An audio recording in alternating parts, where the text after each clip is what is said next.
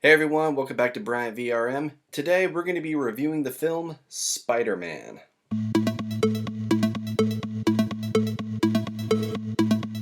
The Spider-Man was released in 2002. It was directed by Sam Raimi and it starred Tobey Maguire, Willem Dafoe, James Franco, and Kirsten Dunst. It was based on a Marvel comic by Stan Lee and Steve Ditko, and just like the Marvel comic, it revolves around a 17-year-old, shy but highly intelligent Peter Parker.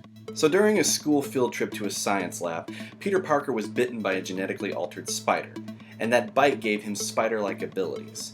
And he learns later down the road that not using his powers responsibly could have serious consequences, hence his Uncle Ben's famous phrase, "With great power comes great responsibility." Now, after losing his Uncle Ben, Peter decides to honor his Uncle Ben's teachings and use his new powers to protect others. But before I give you my thoughts on this film, please be sure to go check out the Paper Movies, a Novelization book club channel, where recently me and some other guys discussed the novelization to Spider-Man that was written by Peter David. So be sure to go check that out. And now, let's get started.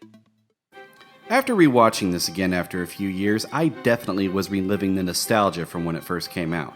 That was partly thanks to the fantastic score by composer Danny Elfman. If I had heard the score before even seeing the film, I would have never associated it with Spider-Man.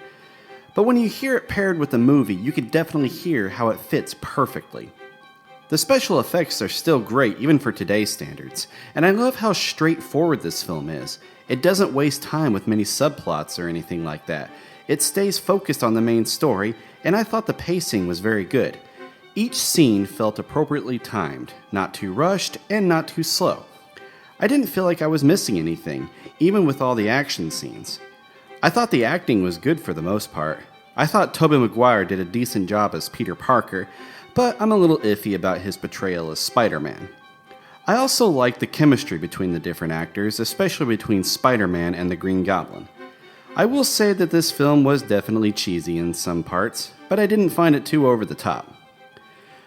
I give Spider-Man an A. And there you have it, guys. Those are my thoughts on Spider-Man from 2002. I hope you guys enjoyed this review, and if you did, then I got some good news for you, because recently I announced in a live stream that I'm going to be rewatching and reviewing as many of these Marvel films as I can. But these are only going to be the Marvel films that were released prior to the MCU. So be sure to stay tuned for my next Marvel film review as I review Ang Lee's Hulk. But that is going to do it for today, guys. Thank you all so much for joining me. Please remember to like, comment, and share. And if you're new here, please consider subscribing to my channel to stay updated with more content featuring vlogs, reviews, and more. Thank you all again so much, and have a great day.